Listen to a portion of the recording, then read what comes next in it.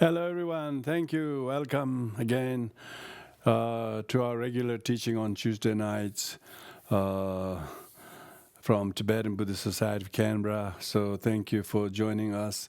Before the teaching, I'll do a short invocation of Bodhisattva Manjushri, and followed by the refuge and the four immeasurables, and then a little short recitation of the Heart Sutra mantra.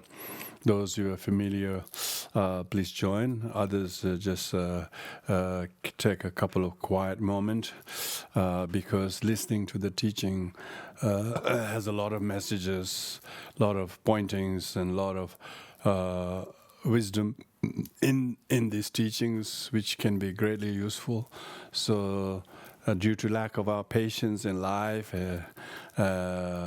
have seen a lot of problems and suffering, and how can we not repeat them, but learn to do better that. And so these are the teachings. So.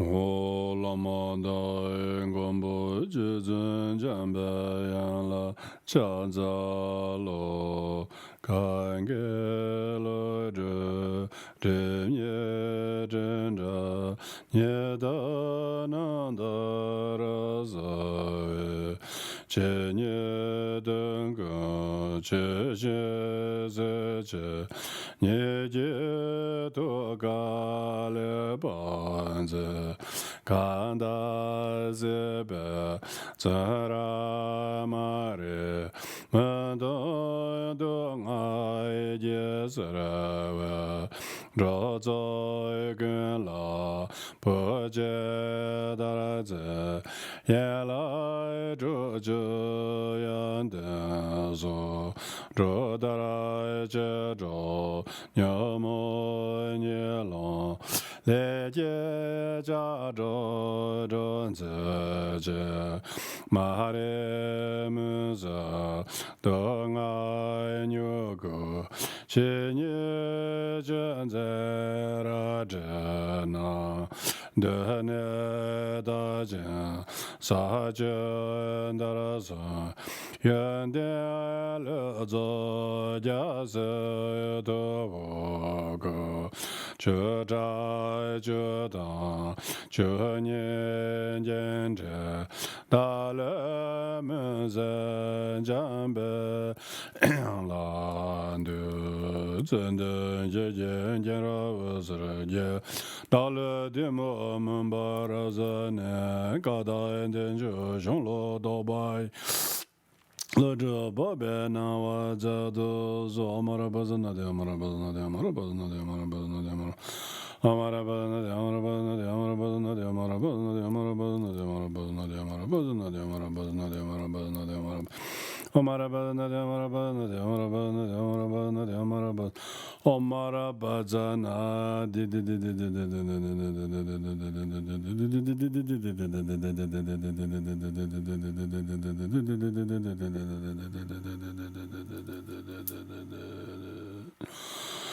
wo zan jie zhe da zhe jie zhe na lai zhan jie ba de da ne jia sun jie dai ge zhen zai jie be zhe na man jie zhe lai ben jie zan jie zhe bai zhe yin da ba da dharma wen san ga hai zhe re vyu zhe la la zhe me ba we zhe wai jie wen da lai me a re bo da wo zhe be yin da bo da dharma san ga hai zhe re vyu zhe la la zhe me ba we zhe wai jie wen da lai me a re bo da wo zhe be sam je dam je de wa da de we ju da en den ba ra ju je dong a da dong a e je ju da en ra wa ra ju je dong a me be de wa da me ra wa ju je ye re cha da ye nie da an de we da nya la ne ba ra ju je me ho bis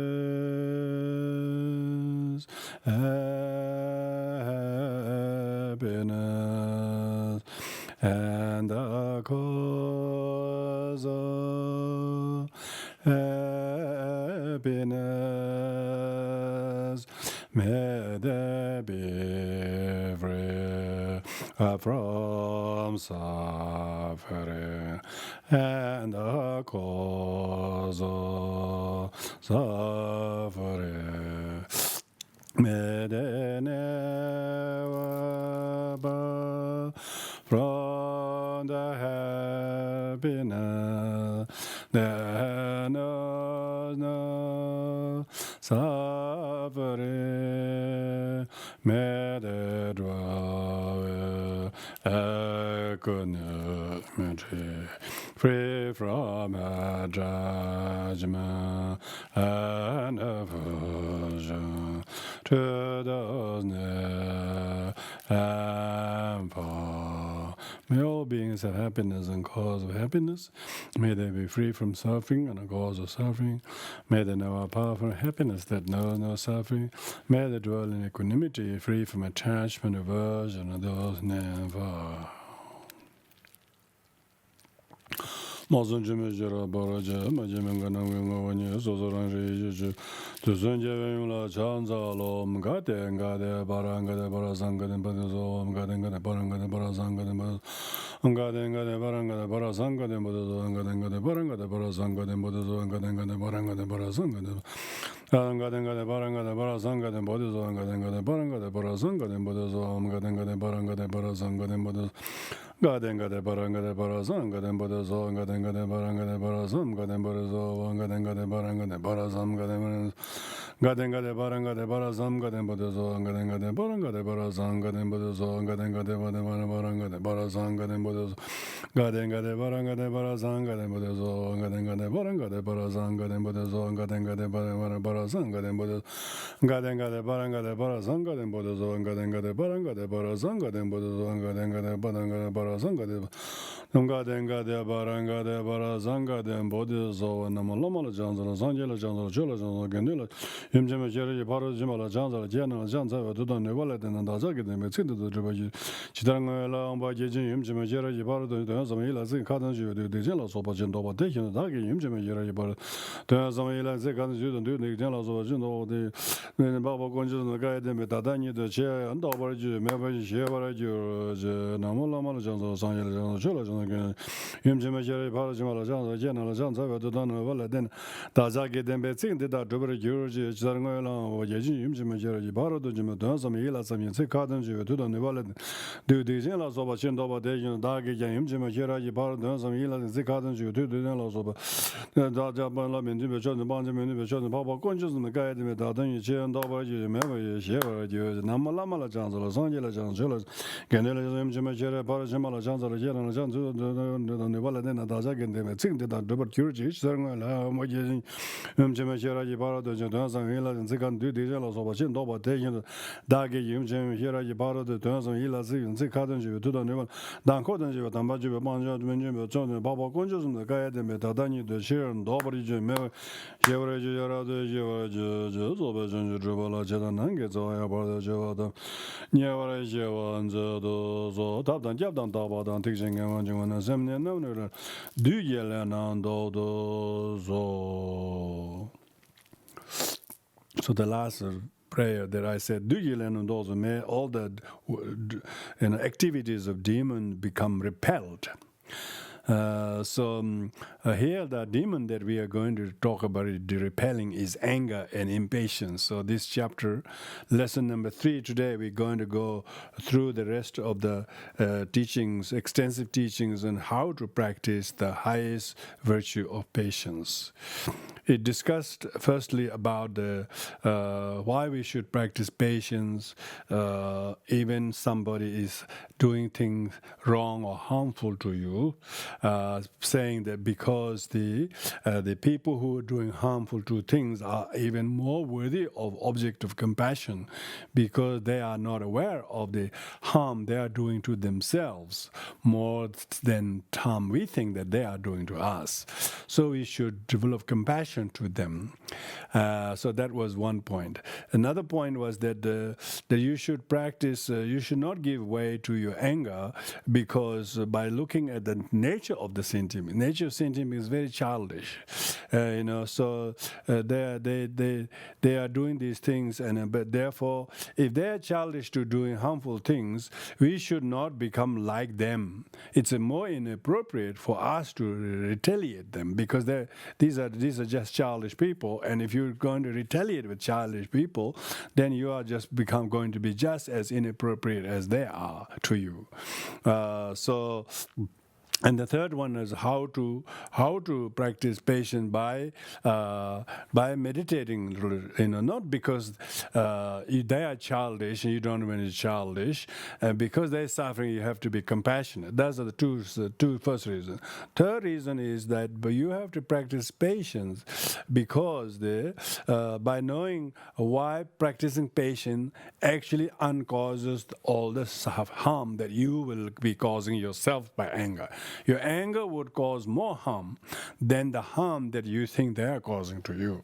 So while we're focusing on the sentient beings, we think, I should not, they are like childish sentient beings, why should I retaliate? That is kind of, it may prevent you from being not retaliating, but attitude is very arrogant. So we have to, even though we practice patience, we should see the reason, logical, rational reason why we practice patience is that if we become angry to them, even say they are very, very, very on a high percentage they are wrong, and they are punishably wrong, okay? Maybe the society will agree with you that they should be punished, and they cause zero tolerance.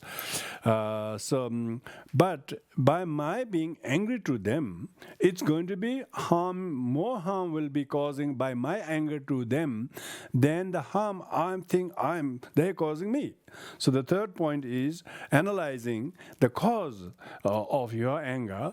Your anger may retaliate them, maybe can silence them for a little while. Maybe you look very impressive on the surface that you're right and they're wrong, because you just prove them they're wrong by silencing them. But you wouldn't know how that is going to cause you more harm later. So you're always never going to be patient at any moment, because you always use your force and use your domination as if you are right. But actually, no, that's going to make yourself very, very irritable. In the long run, your hatred is more cause of harm than other people's anger to you. So those are the points we've covered in last week's teaching. Now, today is the fourth point. How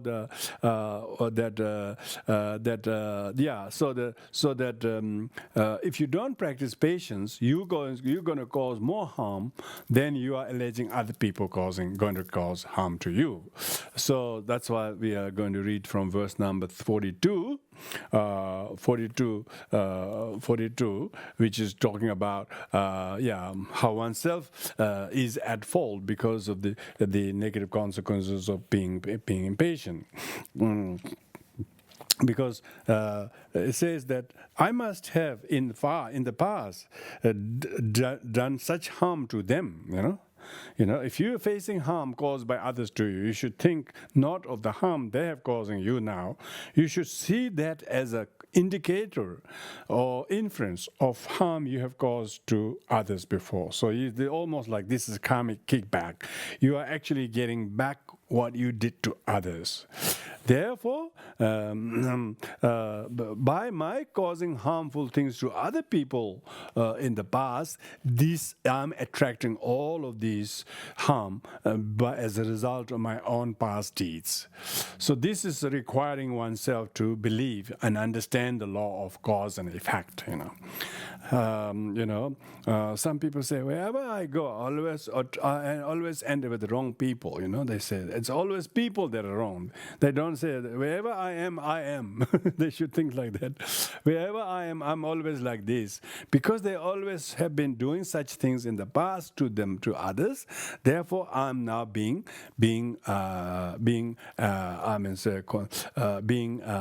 experience the consequences of what I myself have done to the other people. So by being able to think like that is very, very, so you're making peace, you're learning to pacify your inner anger and enmity in you, saying this is not my mother or my aggressive friend or neighbor or colleague or like that. It's because I have done like this to other people. So I'm having to face these things now. So that's really Buddhist, not just Buddhist, but one who understands the cause and effect, If you're patient, even though somebody is very difficult to you, you wouldn't say they're harming me. You say they're helping me to exhaust my past karma. They're actually helping me to exhaust my past karma. So by reasoning the logic of law of cause and effect, you see the other people's harm, what appearance of other people's harming you, you will see them as a broom that is sweeping your past negative karma. So therefore you see them as more like a benefactor for exhaustion of your own karma, providing that this time you don't retaliate. So if I practice patience this time, this will purify the impatience I practiced in the past. Think like that. So that is really high understanding. And the next point is that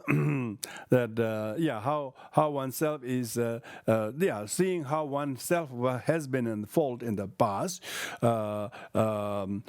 due to our clinging to things. So it says that the other person's weapon or thing they use to harm me and my body are both causes of harm. Their weapon they use or my body on which I experience the suffering, both of these are a cause of suffering. What is the difference between my body, and the stick or the weapon they use to harm me?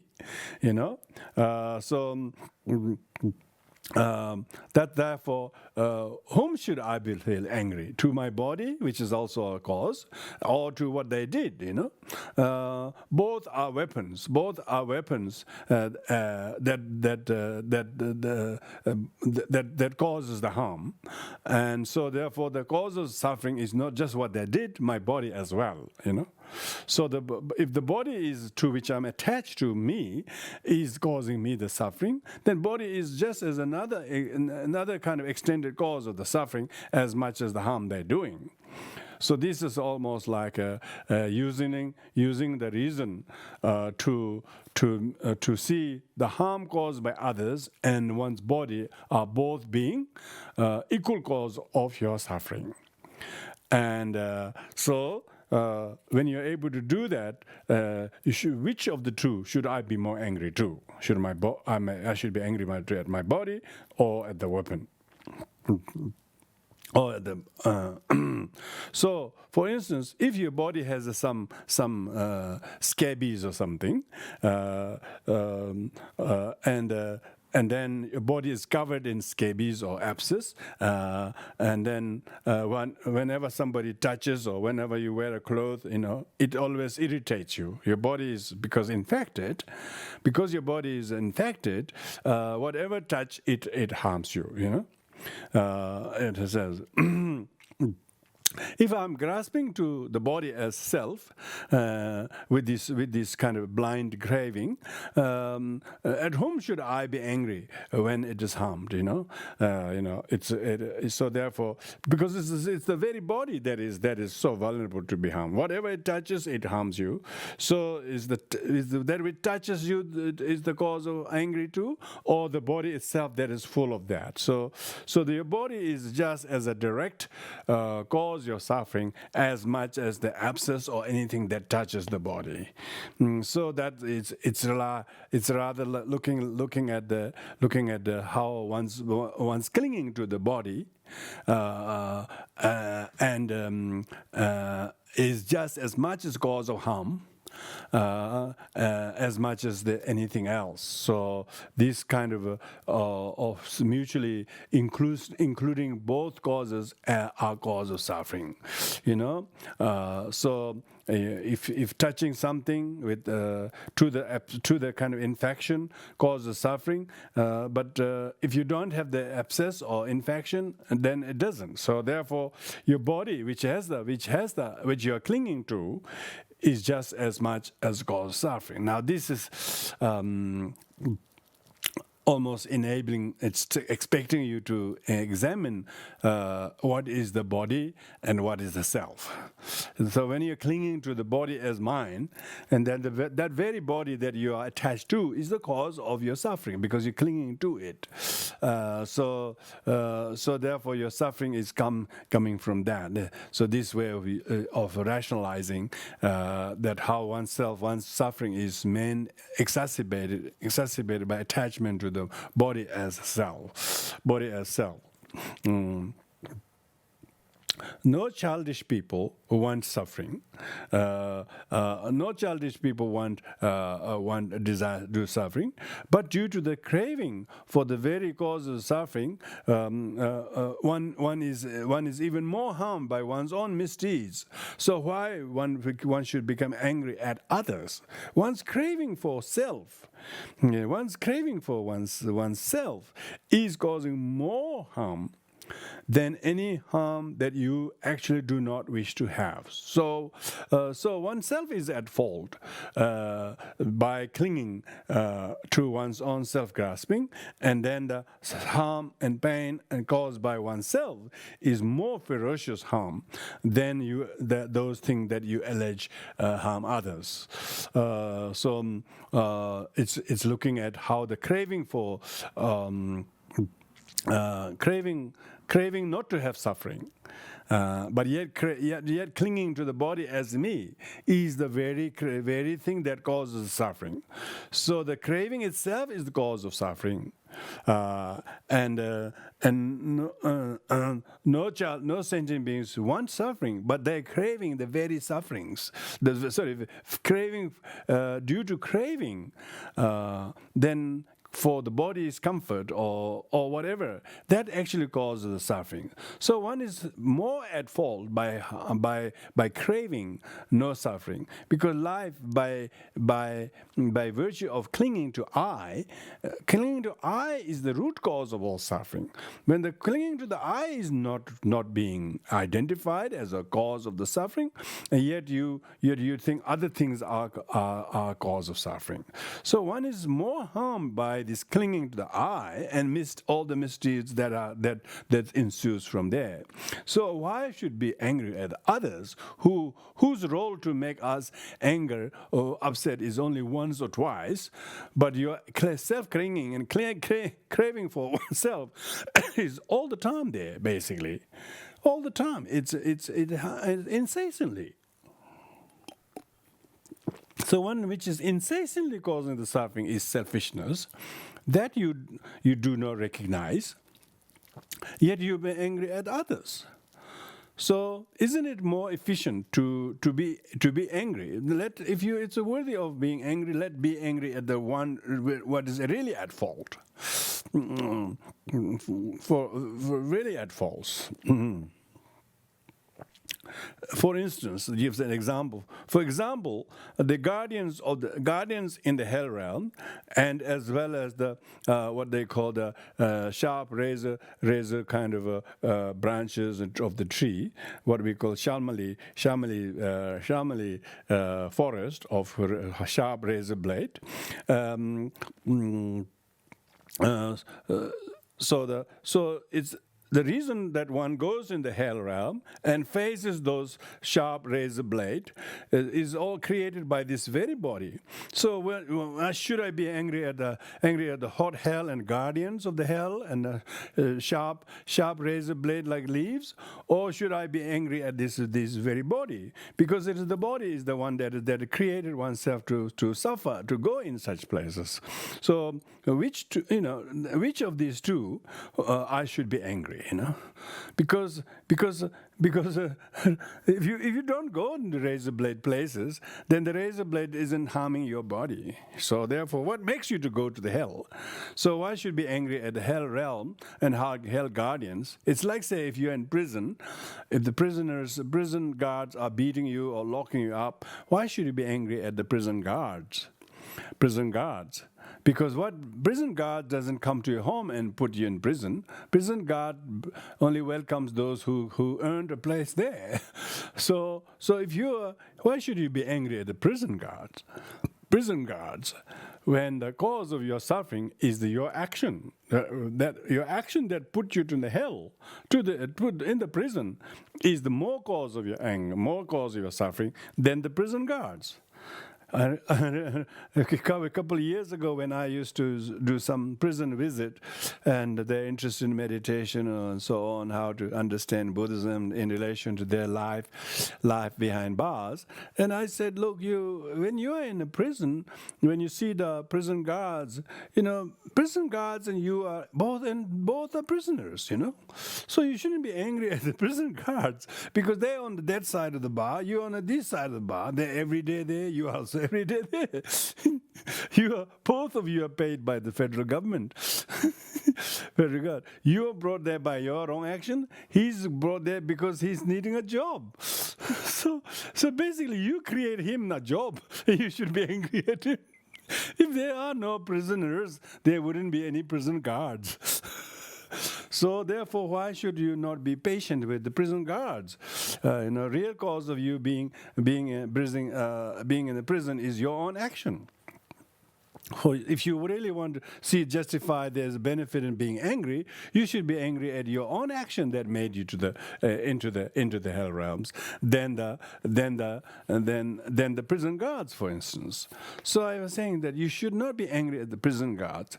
They don't want to come there. They also have to go through the half a dozen security gates every morning and so on. And only reason they can go home just one night, and then still in the morning they're just as early as you are. So they're there around the clock 4 or 5 days a week. And so you should empathize. I said you should empathize. These prison guards are not slightly interested who you are and want to punish you. That's not their job. Their job is just whoever comes there, that's their job. And if you didn't create a crime, you wouldn't go to prison. You wouldn't have anything to do with prison guards. So prison guards' job is created by you. So you should be angry at yourself. Why the prison guards are treating like me? So why should you be angry at hell and shamali trees when you yourself create karma to be there? So that's why next time when somebody is harsh to you, maybe speaking abusive words to you, and then at that time you should say, oh, why am I angry at him or her when my own kind of actions may have angered them, upset them. So what did I do to make them to speak to me like this? I should learn to govern or contain my own actions rather than them. So that's that. Now the fifth point is how the causes of harm is one who should feel anger. So therefore we should now know who and what is the real object of anger if you really wanted to focus on. So firstly, the verse number 47 goes to say, it is due to the force of my own action these harmful things has come to me. All the harmful things that I'm experiencing is caused by my own actions. that it is my own action that has thrown me into the hell. So therefore, it is I am the one who is actually bringing the people, bringing the beings in the hell with me due to my own karma. So that one sees this, how one's own action has created the whole realm of the hell, and so therefore it is the result of my own action that I am experiencing these difficulties.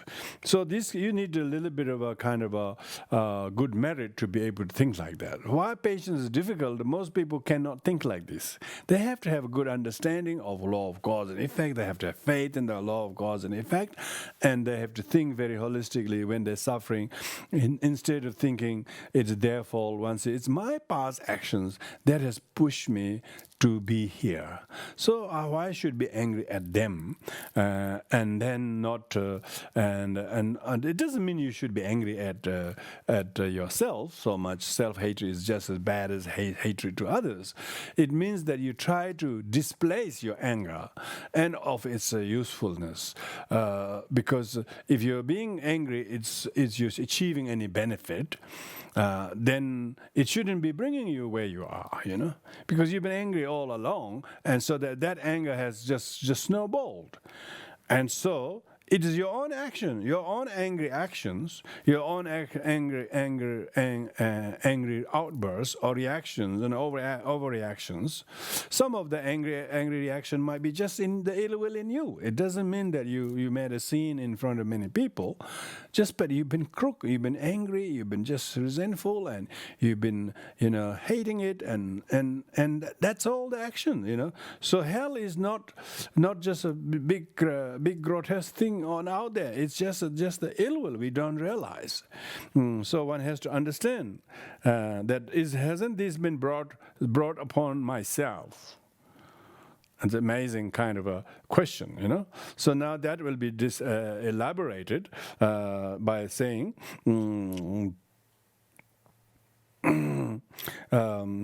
Dida la ne denje ne sobe dak mandu chung.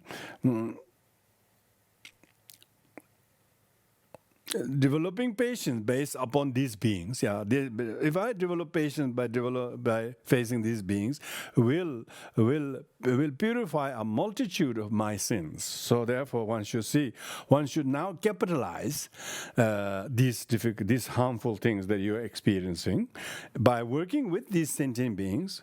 It is actually going to help me to purge and get rid of my own my multitude of negativities. By relying on this, all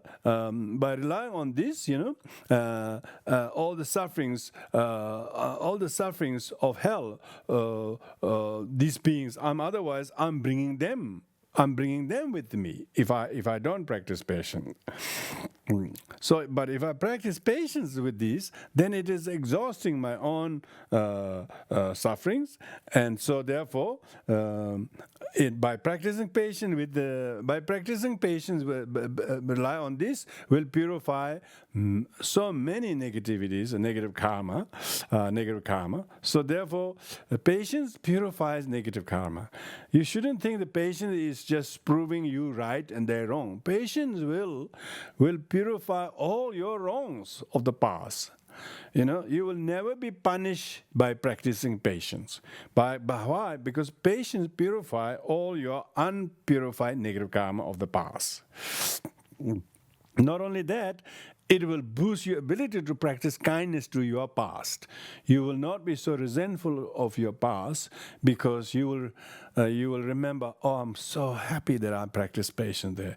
Every time you remember practice patience, it is just endless rewards, because you were able to practice patience where it matters most. So by relying on the practicing patience, if I don't do this, I'm also dragging others into the hell of my anger. So therefore, with this, one should warn oneself how futile and unproductive it is to be impatient with others.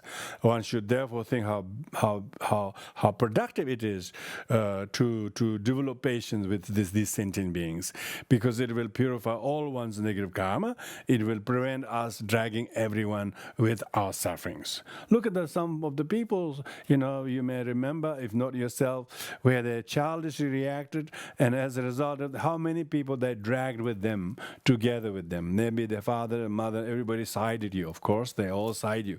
Your best friend becomes best sufferers with your sufferings, because you drag them along, everyone, with your poor me mentality.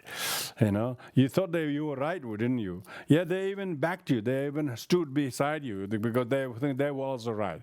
With you, everybody suffered, because you all fell prey to the venom of your self-righteousness.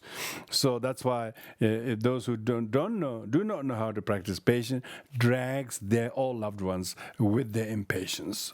Maybe you took them in a big fierce court battle. You basically gone broke, because you wasted all your savings, all the loved ones, and everyone suffered. That was a torture, so very long, and that's what happens. That's what happens. So mutually very, very harmful.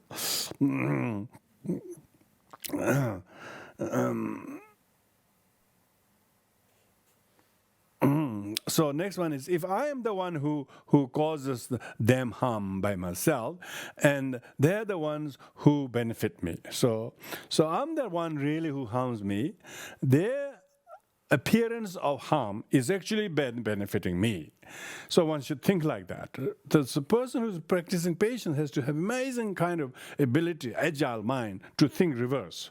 Instead of thinking they're harming me, you should think they're actually arming me. They're actually helping me to grow strong and wise. When if I don't, I'm harming myself on top of what appears to be harming by them. But they're not really harming me at all. If I really am in a mindset to practice patience, they're actually helping me. They're the one who really benefit me.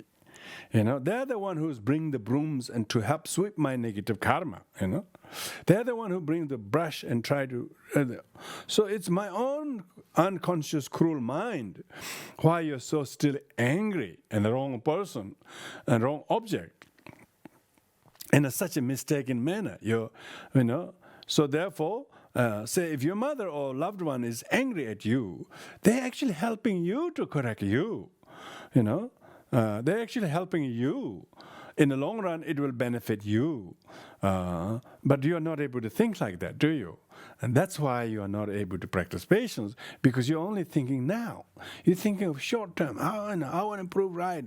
You say, if I even have to bear this hardship now for a little while, if I bear the hardship now and don't think it's their fault, and they're actually helping me to get rid of my neurosis in an erratic manner by this, when you think like that, you use the reverse psychology, how harmful you are by not cooperating with them, and how helpful they are by making you to cooperate and practice patience.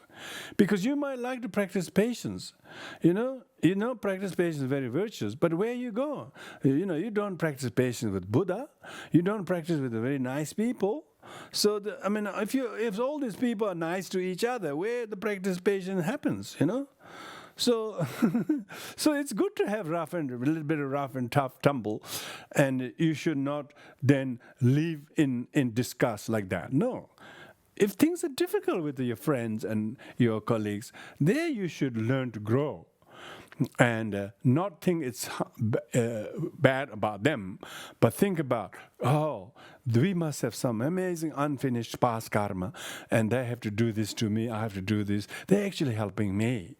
My not cooperating with them is wasting their effort as well. Because of that, you're able to think amazingly gallantly in a very, very majestic and a very, very pliant mind. The practicing patience needs a lot of physical movement, a lot of emotional movement, that you have to have a new emotional tone by which you're able to see your own self. Your own self is very, very harmful, destructive to you. Your emotion is more destructive than other people's weapon. They can throw a rock at you, but it can't cause that much injury as your ill will. Your ill will harm you irreparable injury. But they're yelling you or saying harsh words. Maybe it's your mother who's doing that. Maybe someone who loves you. They care for you, poor thing. So they're trying to help you. And you can't distinguish help and harm. You are doing more harm to you. You're ignoring about it. Other people are helping about it. You are complaining to them. So that is mindset one needs to. That's what Shantideva is having, that mindset. He calls his mind, oh, cruel mind. Oh. He talks to his mind, oh, cruel mind, cruel mind, marung samkyo, how unruly mind, my unruly mind, how can you dare to be angry, oh, unruly mind. He calls his mind unruly mind. It is due to their doing, it helps me to grow. So it's you're not cooperating them is the cruelest of all cruel, So I should be really angry with my own cruel mind that is so stubborn.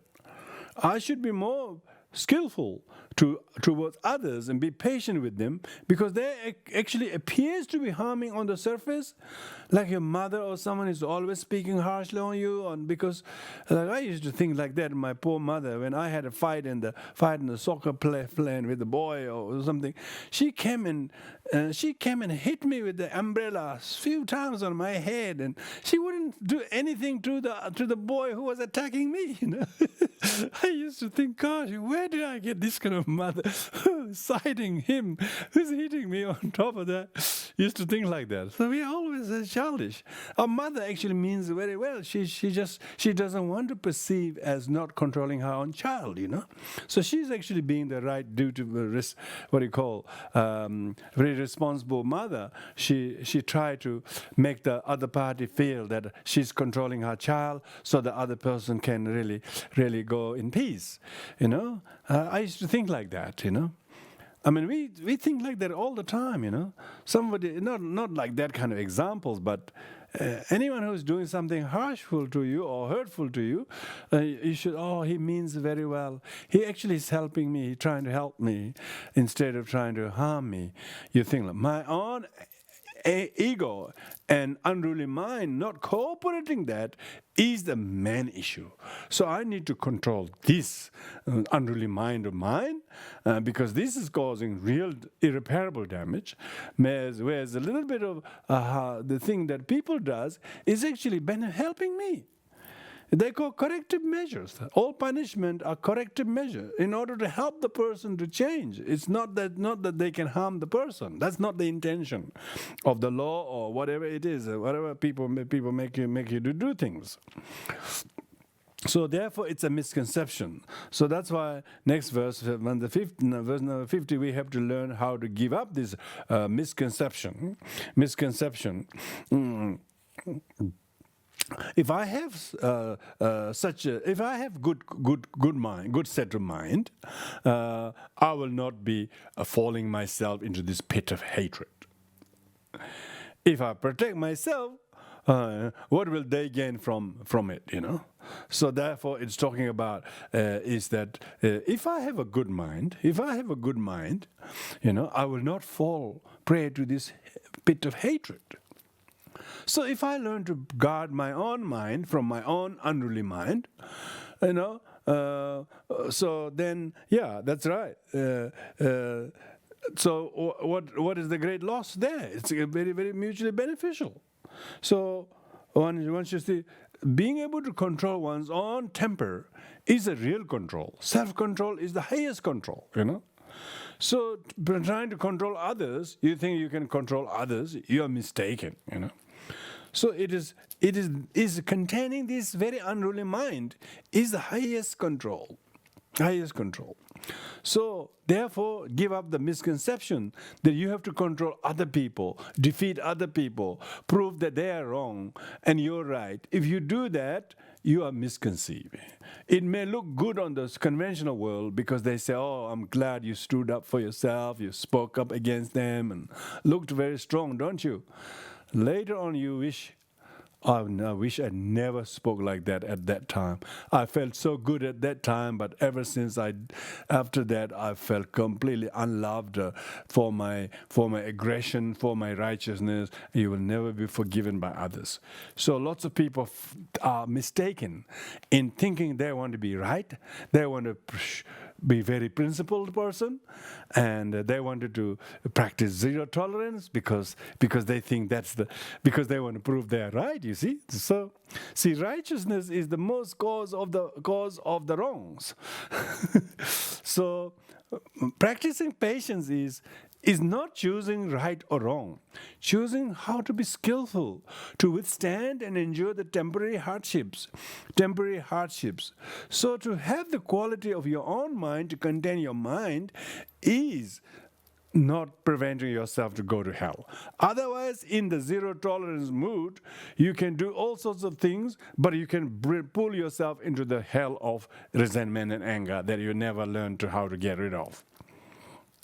You found victory, don't you? You felt right at that time, and you felt right. Ever since you were right, you've been tight. You've been really upset. You're very uptight.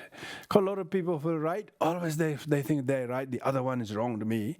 And they have no fitness, I'm this talking of fitness, they have no fitness of mind to know it's their unruly mind they have to control, and train. And they think they can show someone's mistakes, someone alleged mistake, they think that's right. That's not patience. That's pulling yourself into the hell of enmity. A lot of people felt they were right and you were wrong, and as a result of their righteous action, they never felt good subsequently. Why? Because they gave in to the hellish, unruly mind of them being right. Either right or wrong are both mutually inclusive. They are not independently right or neither are independently right or independently wrong. Both are mutually affected.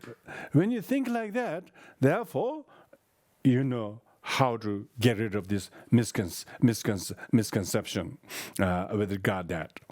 So, therefore, if temporary harm they seem to be causing you, maybe they're speaking bad things to you or what harm to you, it looks actually benefiting my ego.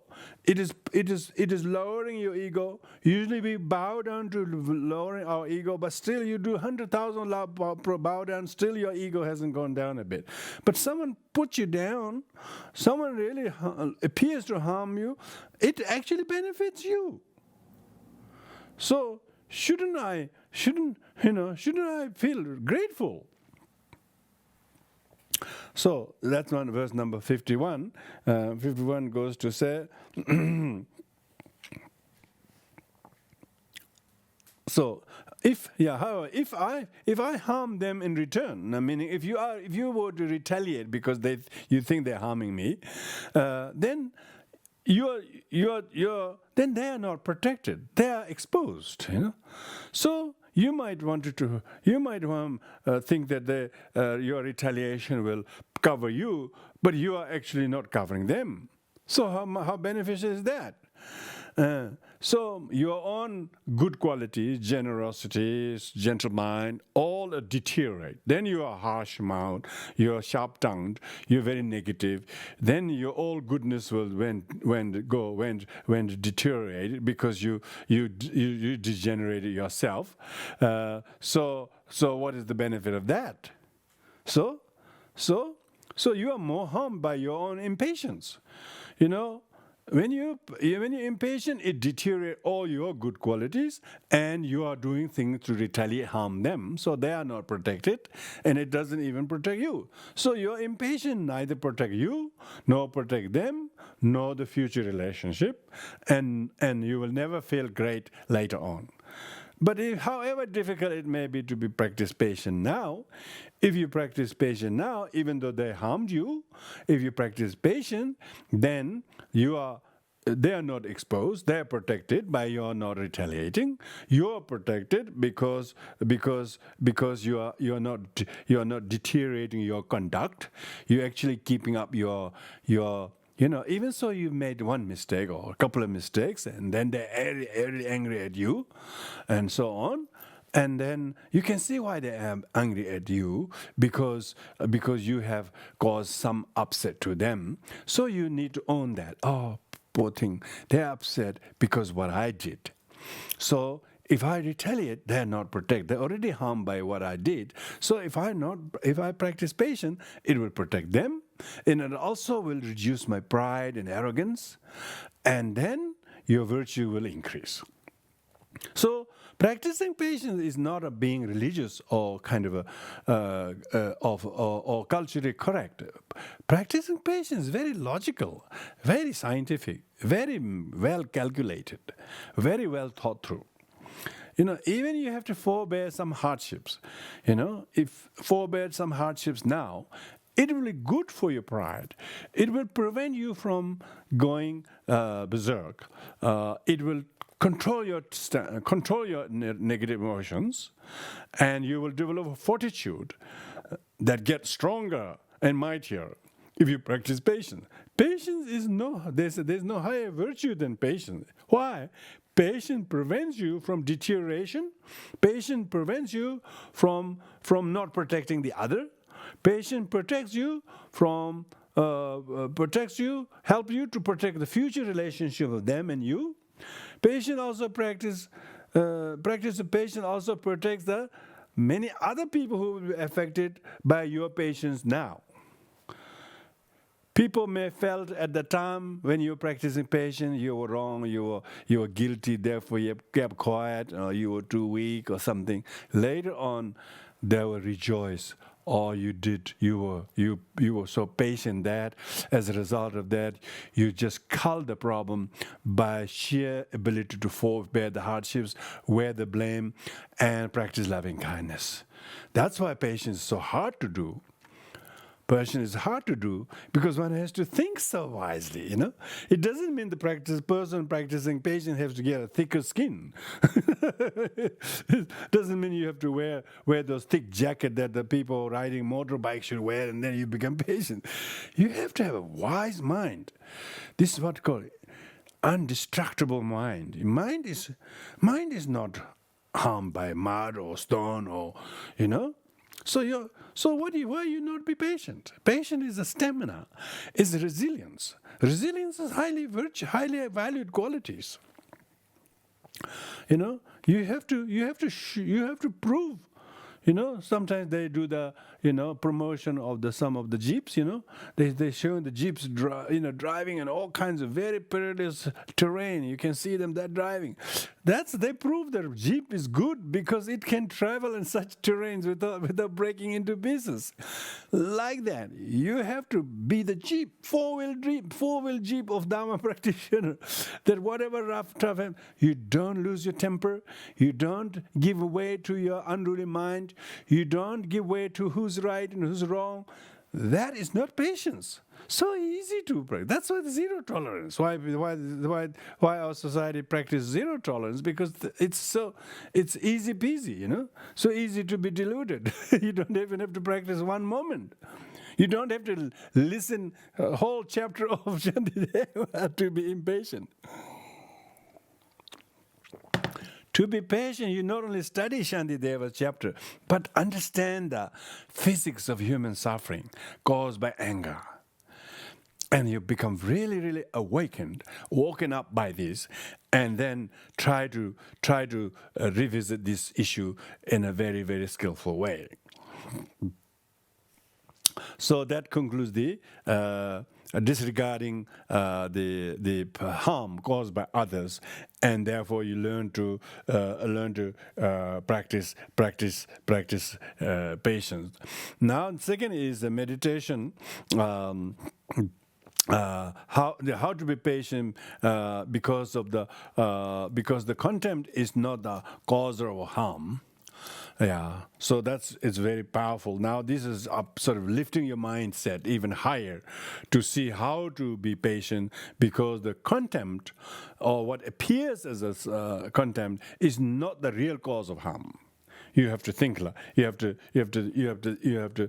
think that, and so that here you therefore meditate, reflect on how the body and mind are not harmed by that's the verse number 50. Harm your body. It doesn't hurt your ear into pieces. It doesn't cut your ear into pieces. It doesn't go anywhere, and the mind itself is not penetratable anyways. Mind self is not tangible.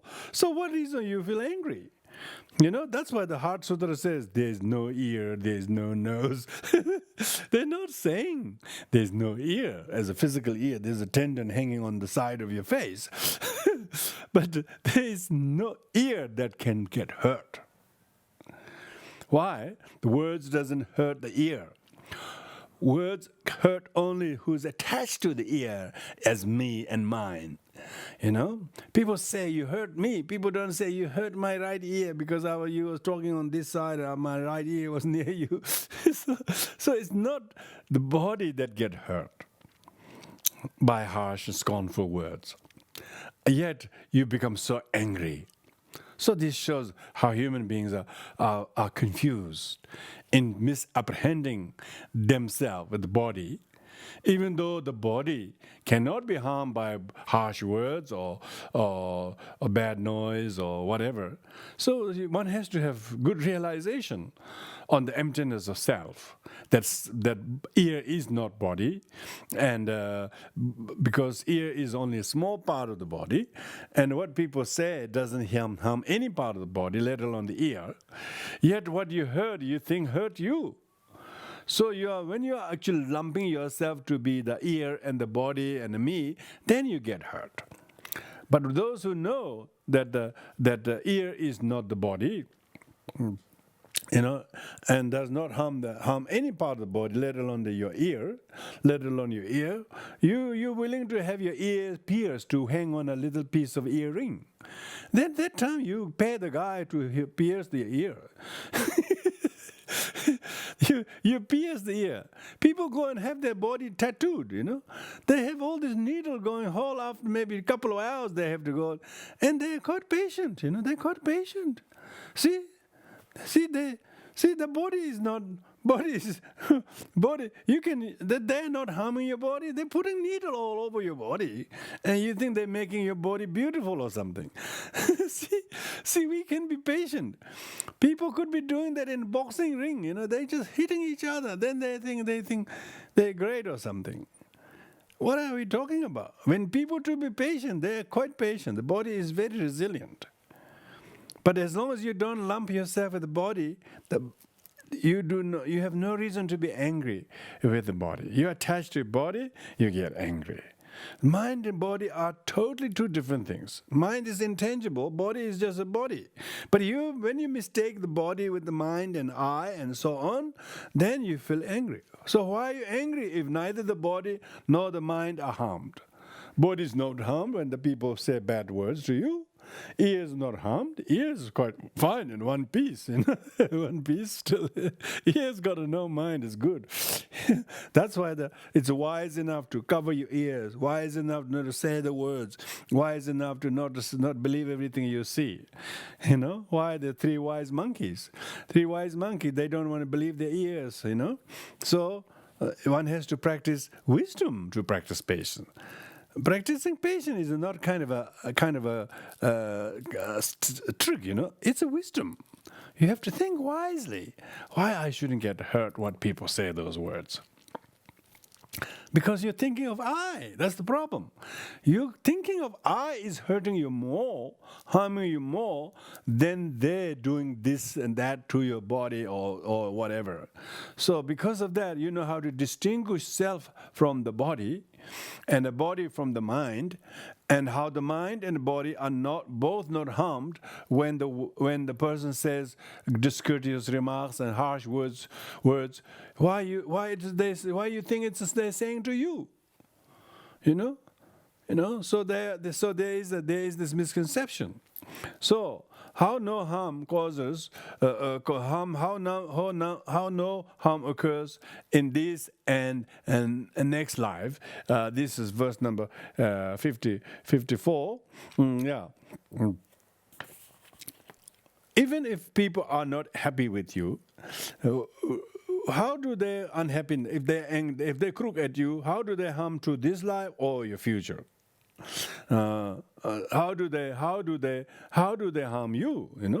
They will, either even though others dislike you, if they will not eat me, either in this or next, and for that reason, do I not want to dislike? So what is their disliking you, or disregarding you, or treating you with contempt, actually cause harm to you or to next life? Well, how their unpleasant words or contempt or criticism or blame actually will cause me harm? Cause me harm. Blame and criticism does not injure me, either in this or next life. Therefore, it's suitable to appreciate this blame because it helps to overcome my own clinging to an ego.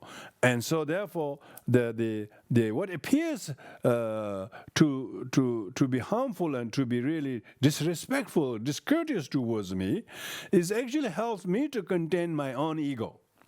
It actually highlights how much ego I have. So what appears to be small harm to the ego now, actually helping my morale to actually regain how to overcome the worst enemy within. You don't even know you have a worst enemy within unless someone ridicules you or someone discourteously mistreats you, someone treats you contemptuously. As soon as they do that, then you're actually able to discover this real enemy that you can't recognize by yourself. So isn't it a great opportunity for us to be able to recognize these great enemy within us as soon as we meet these things, because what they do doesn't really harm your body, let alone this or next life, when you are actually predisposing in this attitude. But they actually, whatever they blame or criticism do, instead of injuring and harming me, it's more helping me to overcome my neurosis, my ignorance, my selfishness. It helps me to expose my selfishness. So therefore, it helps to expose my selfishness, which I can't find myself. Someone is helping me to expose this. So why should I not be patient with that? It's because it is making me to grow. So being patient is very wise decision. So inferentially, it's the most gainful thing is practicing patience. So therefore, reflecting on the demonstration on the heaviness of the wrongdoing, heaviness of the karma of wrongdoing, that's covered by next verse number 55. If I'm displeased when gain is hindered, when we face some difficulties, some interruptions before we get something, I will relinquish all gains here. While if I relinquish my attachment, expectation against this, then all my negative karma will be quashed, and I will be able to abide a little bit more stably because I have this fitness to be able to practice the how to get rid of my own sort of wrong livelihood of saying I want to be really profitable, gain and benefit to myself. If one is thinking of that, then if anything that interrupts that, if you think it's obstacle, then you're obviously missing the point. But if you give up your gains and so on, then all the negative karmas of seeking and craving and coveting the gains will also be put on hold. So therefore, how the present heaviness of difficulties that you have to endure is actually is a much more heavier karma than that you think the hindrance is preventing you from gaining the gain. Getting renunciation of the craving for the gain is the hardest thing to do, and anything that interrupts is actually helping hand. So therefore, if you have to suffer a loss as a result of other people doing harmful things and so on, you have to take all the blames. You have to pay for all of that, and you still think it's a big loss. But actually, the loss and gain, you wouldn't know which is which. When you are truly in a mood to practice patience, you will take lots of blames, lots of blames. You accept all of these, but you wouldn't believe how that prevented you from resorting to wrong livelihood, which you thought was profit or gain.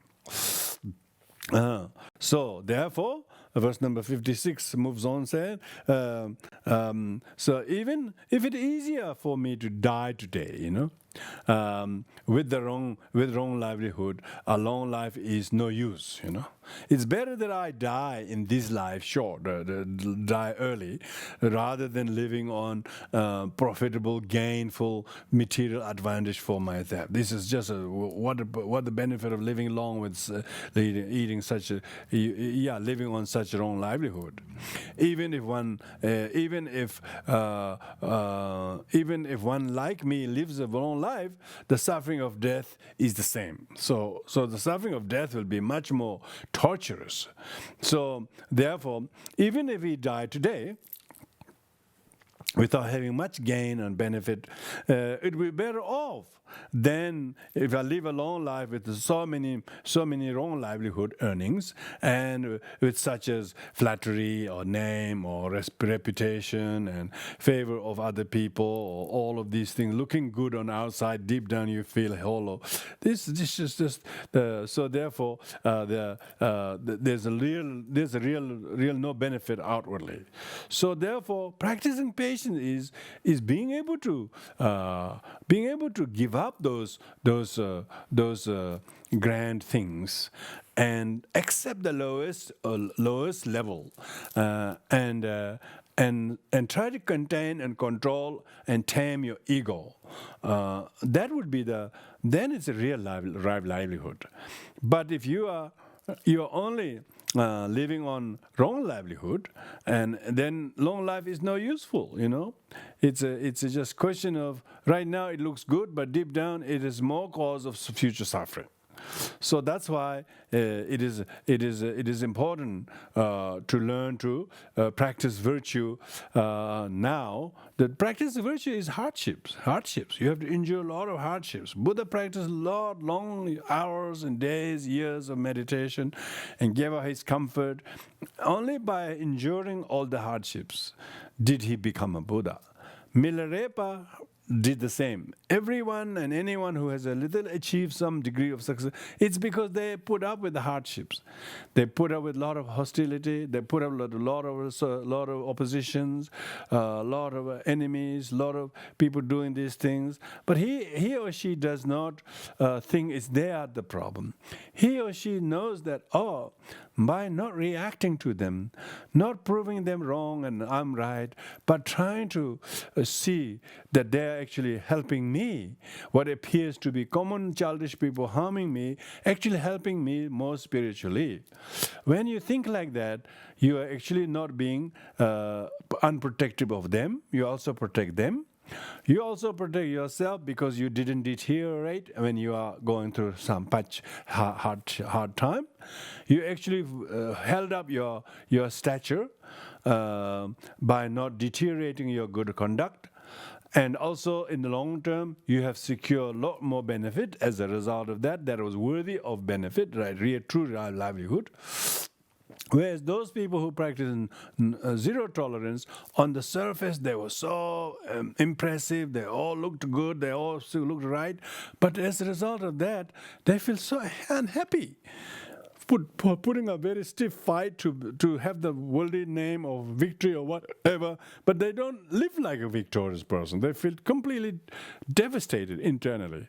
Why? Because they give in to the aggression and the violence and impatience. Those people who gave in to practice of patience and non-violence and accepting responsibility, although it looked really tough and may even have been very embarrassing for them on the temporarily, but they don't mind that temporary embarrassment.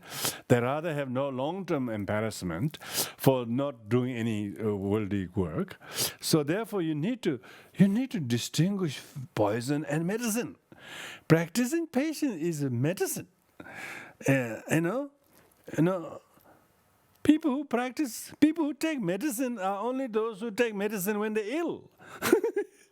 People who take drugs and alcohol are those when they do well, they're well. They're well, but they make themselves sick. People who take medicine, they are sick. Their sickness has made them to discover medicine. So practicing patience is the medicine that very few people find. It's the vaccine people don't know how to discover. It's not developed in the laboratory. Practicing patience is the highest form of penance. There's no great hardships, there's no great tolerance, there's no great generosity, there's even no great form of moral discipline. People think these days moral discipline is just something to do with the one or two things you're doing right. That's nothing to do with moral. The highest morality is practicing patience. Because when you're practicing patience, you have to swallow your pride. You have to control your ego.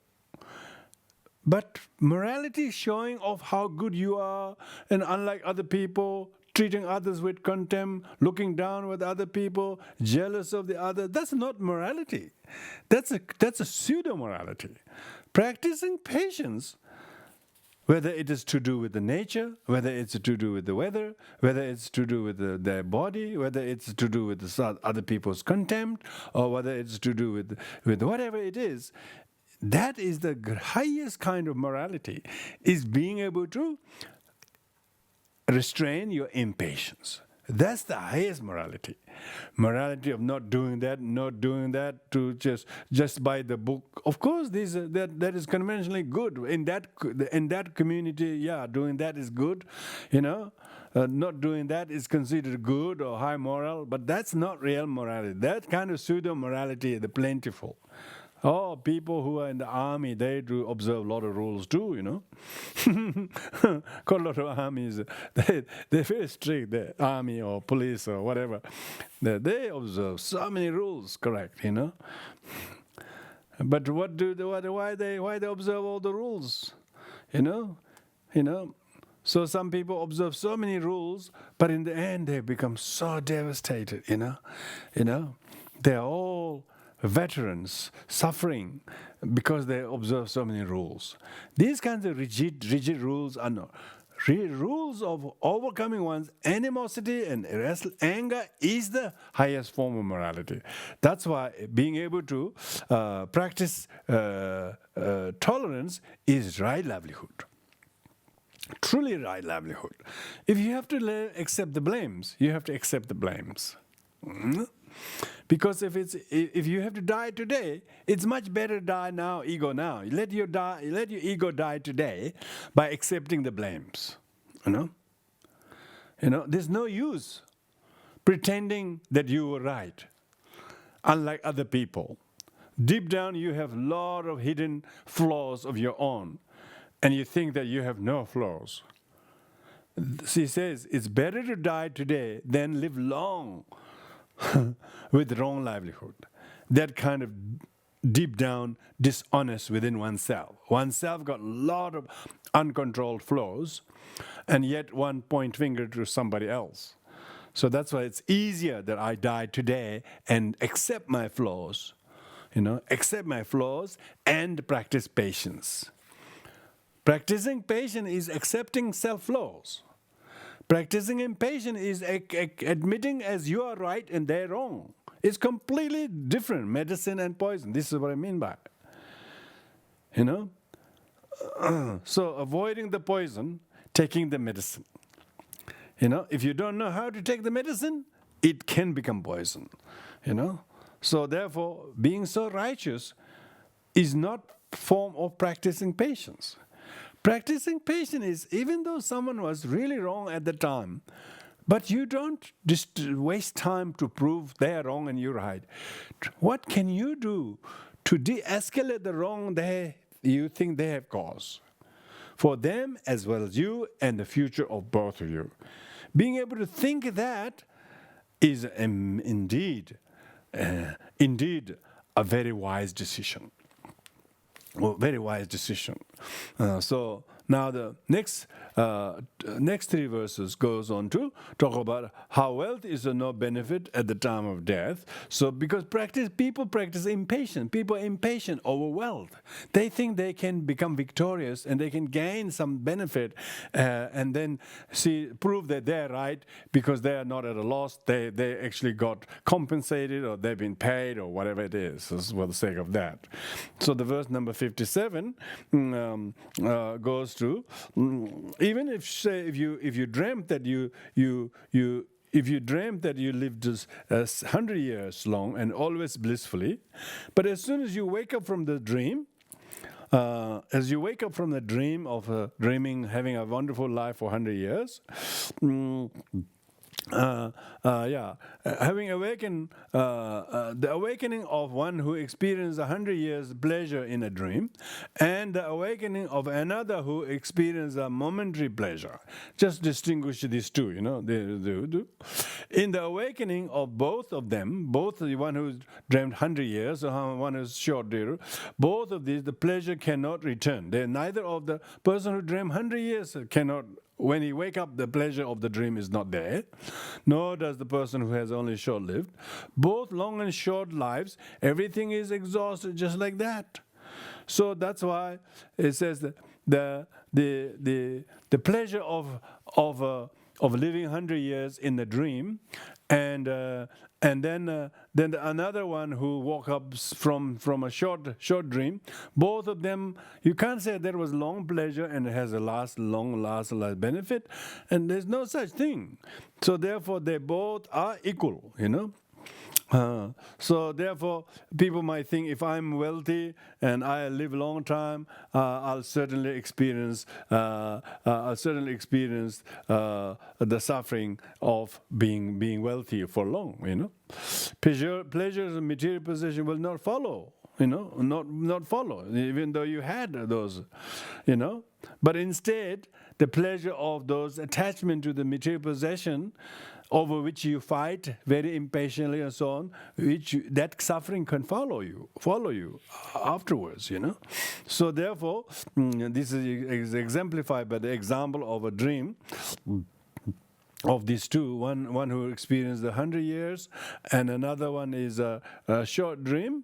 And in both cases, the happiness of the dream does not follow into when they wake up. When they wake up, they have to go to work or whatever. Likewise, neither pleasures of a long or healthy life nor the pleasures of short wealthy life follow one after the dead. Because so therefore, do not get too attached to the pleasant temporary pleasures one might have.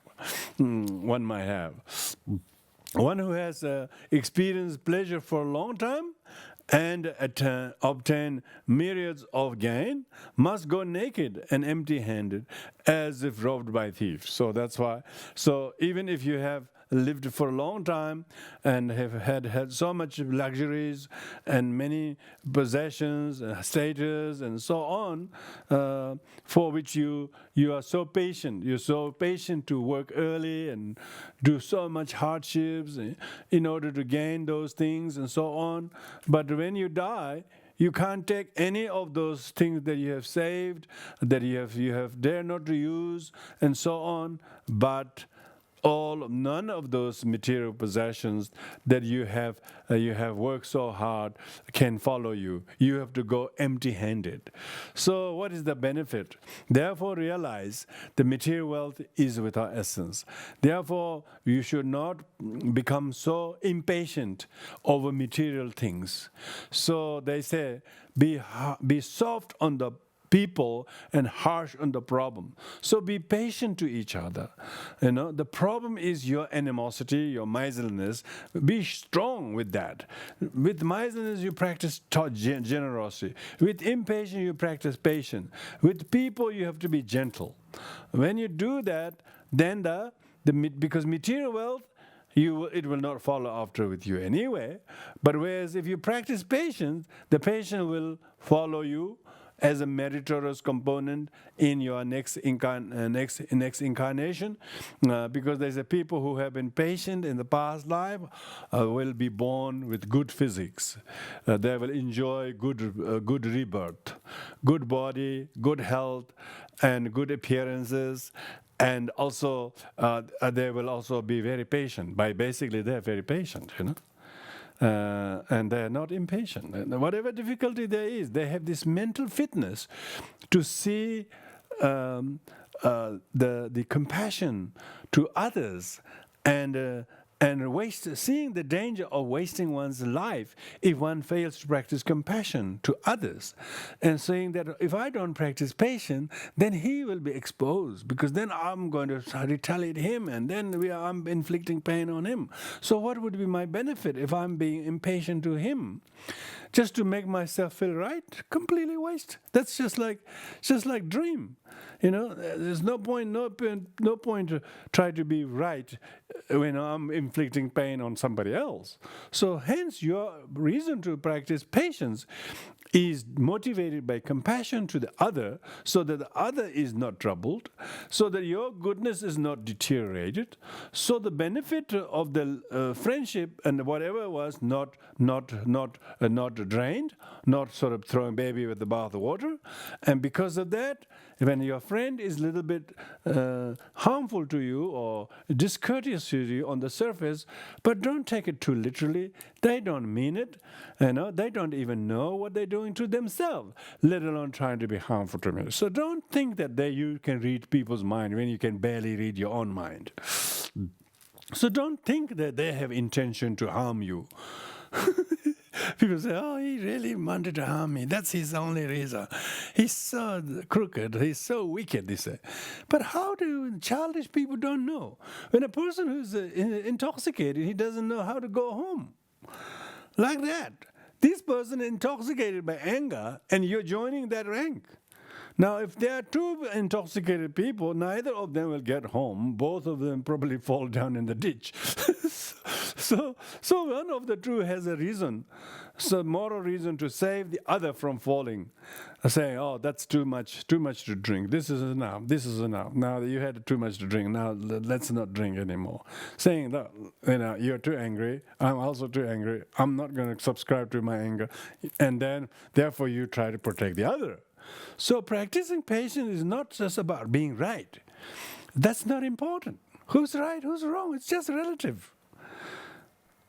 Because there's no one who's without fault unless they're fully enlightened one. So what's the benefit of you being so right and other being so wrong? What's the benefit of you alone being right, everybody wrong? That would be a very lonely thing. You'd rather be with the multitude of wrong and flawed people rather than think that you are the only one who's the tallest and without any fault. There's a lot of people like that. So ego grasping. They can't tolerate other people's faults. Why? Because they are so intolerant. They do not know what is harm, what is help. It may look harmful to you, what other people are doing. But one who has patience do not feel harmed by it. I use the play with the word, it will harm them. When you have the emotional tone to practice patience, the harm of others becomes arms you how not to retaliate. That's why we have Buddhist deities who have 4 arms or 6 arms and so on. Your 2 arms are not enough. You need the additional arms. Yeah. So you should look for new additional arms. When you have the wisdom to practice patience, it's not a question of who is right, who's wrong, but who can be skillful to de-escalate the mutual harm. Don't talk about who harmed who, but who can help prevent the harm from getting bad to worse. A person who practices patience think that way. It's not question is I'm right, they're wrong. That's not this is how the other one is doing wrong. And therefore, it has pushed them to deteriorate them this level. Now, if you don't go and rescue them, you're going to ruin yourself and them and both. Is it not bad enough one person has fallen in front of you? Do you also have to fall on top of them? Shouldn't you give a hand to enable them to rise up? That's the reason why you practice patience. Practicing patience is not about pleasing the God or approval of others and looking good. Practicing patience is about compassion, seeing who is suffering and who can do something about reducing, relieving the suffering. Patience in Buddhism is the hard worker of practicing of compassion. It has to be motivated by compassion. Why one takes on the suffering of others onto oneself, and so that their suffering does not escalate. So they're using this wrongdoing as an exhauster of your bad karma, yeah, and your non-retaliation as a cause to protect them from being harmed further, and your non-retaliation and difficulty you have to go through as exhauster of the harm, suffering, and problem that you have yourself to purify too. And you enduring to do that is better to secure the future where there's no enmity and ill will stuck in your heart like a splinter. Those people who retaliate, even if they have kind of superficial victory on the surface, deep down the splinter is still lodged in the flesh. The pain will never give up because the enmity is there. What is the victory for? Why all those people have court cases and that they have victory? They don't act like victory. They're completely devastated. They're poor, they waste all of their money, and they have earned more enemy. The longer the thing drags on, more enemy. And so they don't look like they have won the case. Why? Because they lost to the unruly mind of ego and enmity. And who cares to practice patience? Those people who do things like out of court case, they rather give things in order to do that so as to bury their pride and anger and not question of who's right, who's wrong, but so as to cull the suffering and its causes out of compassion. It's not worth the money, worth the thing that you're trying to do, and therefore you want to save humanity. Practicing peace and compassion, patience are all synonymous. These are all same thing. So Shantideva is not writing a poem so that people can read at poetry, competition and it sounds good, but they got actually no meaning because it rhymes or something. Those kind of flowery tsikimedo in Tibetan, they are just flowery words, poetry. But these chapter is not flowery words. They're actually rough, difficult to thinking, who can practice this? This is way too ideal, and this is not possible to do. Some people think like that. They say, this sounds so profound, but who can do that? Very few people do that. No one does that. And then they just dismiss. No, there have been practicing people who practice this, That's why these teachings need to be promoted and has to be understood. This is great understanding of physics of human suffering and its causes. How the suffering is mainly caused by ill will, resentment, cause more suffering than the initial provocation. It's the ability to practice patience with the provocation is the stopper of the ill will, is the regenerator of the goodwill, is the one that gives peace a chance, not reacting and overreacting to the provocation, and not waste time in thinking who's right and who's wrong. But what can we do from escalating this problem? Pause, contemplate, reflect. Try to have a couple of opinions yourself about the same, how to approach this. This allowance of the time and alternative things to come about, and being patient enough to give some time, with the passage of time, things change. With that kind of optimism, you practice patience. Never mind the temporary hardships, because you wanted to rather have temporary hardships than long-term splinter lodge into your heart. So you know the actual demerit of impatience and ill will, a merit of patience and goodwill. Being able to do that, then you no longer see the other person as a harm causer to you, but that actually is helping you to grow, to wake up. So for the Bodhisattvas, someone harms him, which few people do. Actually, most people are very courteous around Bodhisattvas,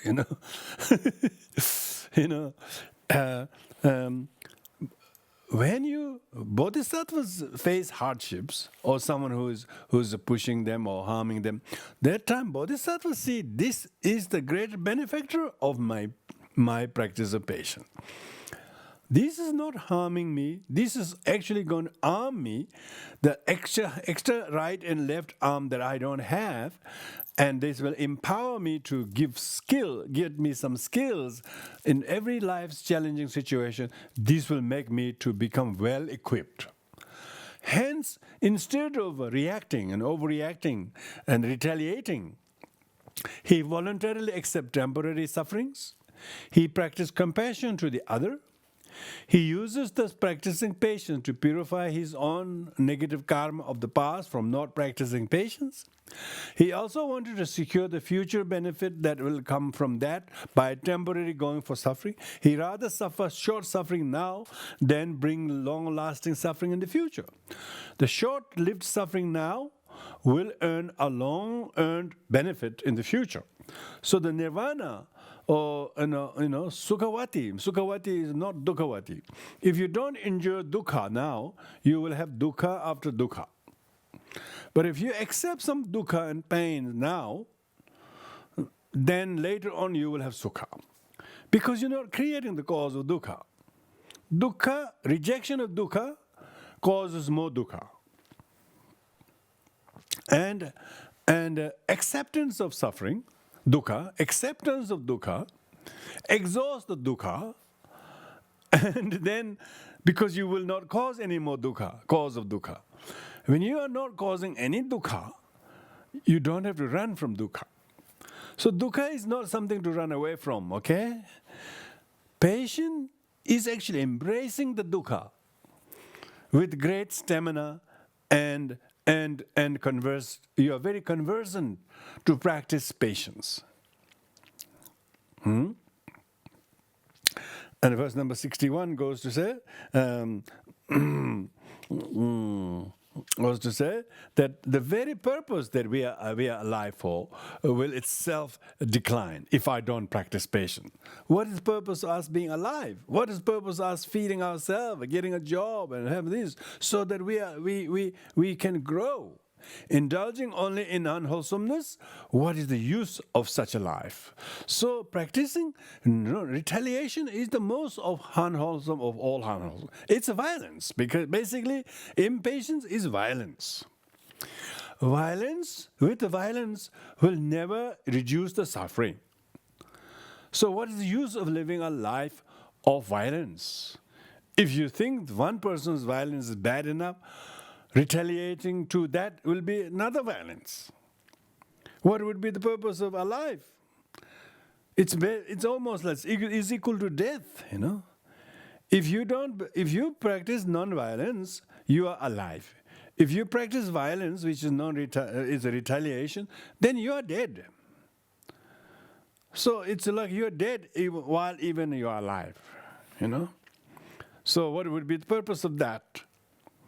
With this understanding, you know, if you wish to live long and with many other good things in your life, you cannot live long and wasting and exhausting all the negative karmas. If your anger you give way to anger, and anger will destroy all things. All virtues will be destroyed in one fit of anger. One fit of anger will destroy all the meritorious things. So there's no purpose. So it's purposeless.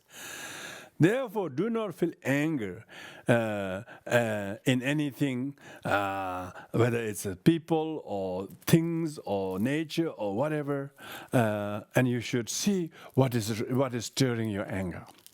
You know, the stirrer is not the anger, but you're not able to control or anger is. Stirrer is actually giving you, hinting you to recognize, you know. So the stirrer is not the cause of the anger. That you're not being able to control itself is. Stirrer is the tester, you know. You know, if you are having going to have a COVID-19 test, and they find out you are positive, you don't feel angry to them. It's because you're the tester. You made me to be COVID-19 patient. If they didn't test you, you wouldn't realize you wouldn't be excluded. You wouldn't be isolated. You might infect so many people, and you might die yourself very quickly. So therefore, if someone else is testing you and stirring you, I was saying provoking you, you should not see them as a cause of the problem. People call stirrer, you know. You can't stir anything unless there's something to stir, you know. So stirrer is no stirrer unless you're so vulnerable, you're so offendable that you can't practice any bit of patience whatsoever, because you could quickly be provoked and made to be so upset. And that's exactly the people who don't have such skill, who don't have the skill, who is therefore indulging themselves into the unwholesomeness. Verse number 62 is talking about patient, how to be patient, how to learn to be patient when people speak bad things to you. When you say sentient beings decline, when they say unpleasant things, therefore I feel angry. Why not feel the same anger when they say unpleasant things to others, you know? If they're saying unpleasant things is always cause of suffering, then why you are not upset when somebody says unpleasant things to others, you know? So therefore, one has to be patient when hearing unpleasant things, because the unpleasant things is just a stirrer. Lack of faith depends on something else. So if you can tolerate lack of faith, the arising of defilements depend on something else. So why not tolerate unpleasant words, you know? Because, so the defilements depend on something else, and why not to tolerate unpleasant words? Because when you practice tolerance, unpleasant words themselves become transformed into your cause of tolerance. So you don't say, I want to practice tolerance, that then they say, but you don't say any bad things to me, I have to practice tolerance. You have to say nice things, it wouldn't teach you tolerance. So therefore, stirrer is actually tester. So therefore, unpleasant things does not actually make you impatient, but it does test you whether you have patience or not. If you don't have patience, you're starting to become very, very, very, very defensive and hurtful, and that means you have this weak spot. You have this spot that has not been tested. Practicing patience is like testing the gold. The gold, when it's tested, it withstands the test. Whether you cut it, whether you rub it, whether you whatever, whether you melt it or whatever it is. Each of the testing regimes that the gold is exposed to is good for the gold. None of the tests will show the gold as non-gold. But any of the testing will show that the non-gold as non-gold. You don't have to do all three. You don't have to melt. You don't have to rub. You just do a little bit. It will show non-gold. So, like that, you have to practice patience. To practice patience requires to be exposed to unpleasant words, curse, abusive words, or harm even caused by people. You need to be exposed to those.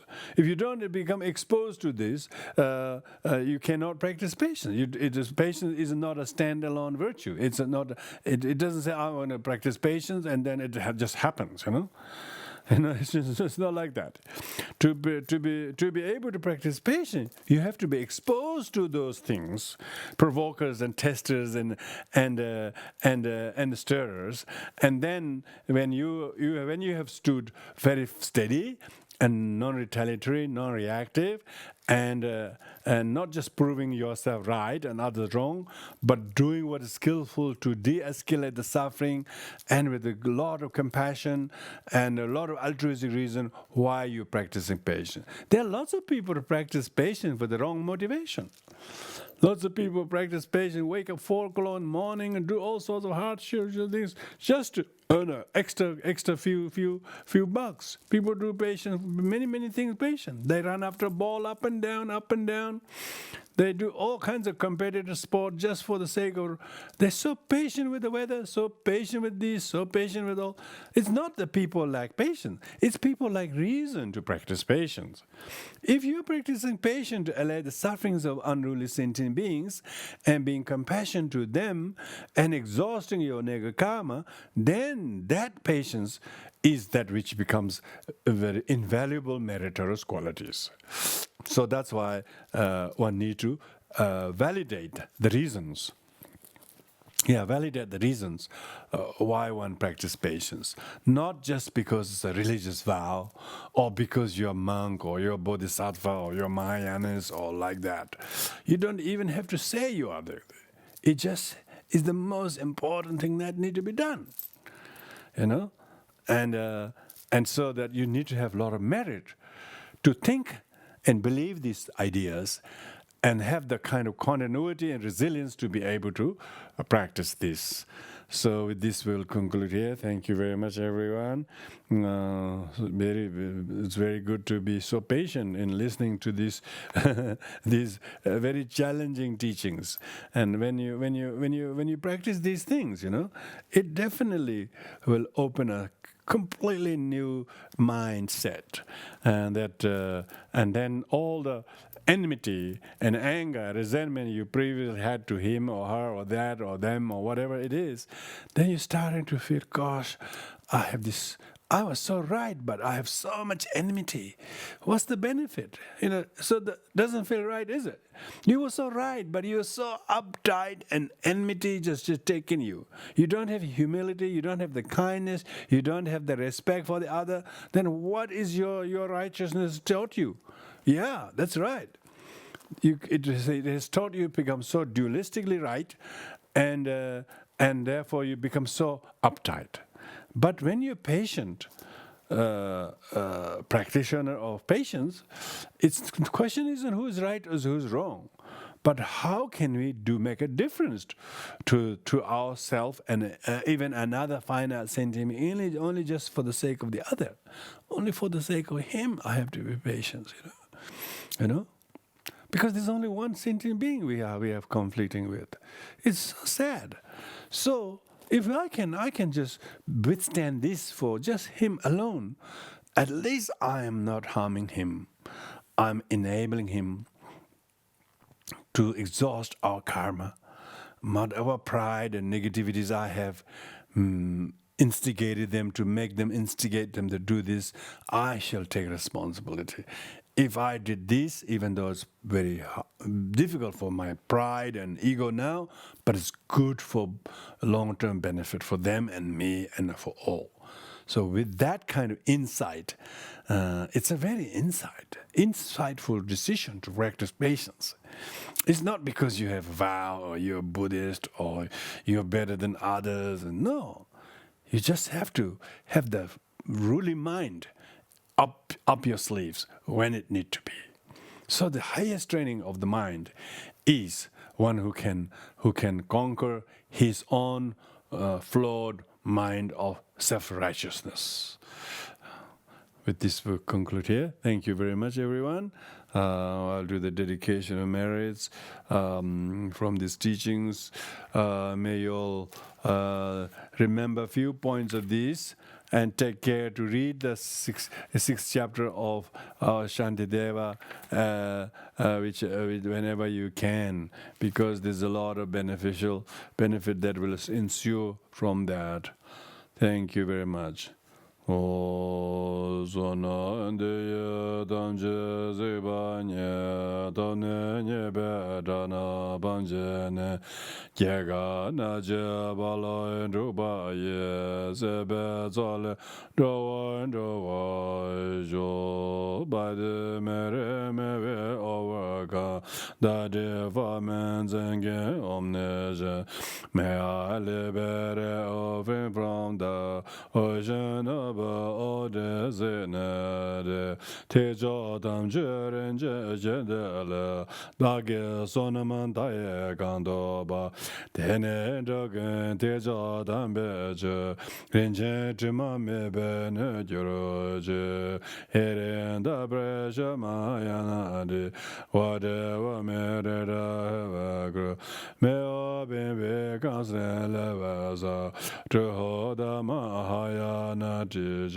Jamba bawe chidran jamba dan kundu zangbu teyan te jendo teda kunji jeso dalo je gewan teda tamje rautu ngo kare je manjushri ni otin esa mandra bara de lava following all the example aja dedike ode mehere chanju semjo rembo je maje bana manje jreje je ba nyamba me ba ya kone gondo be wa jo me da excellent body je da tebe where has no yet so where has been born me it angry freely without degeneration.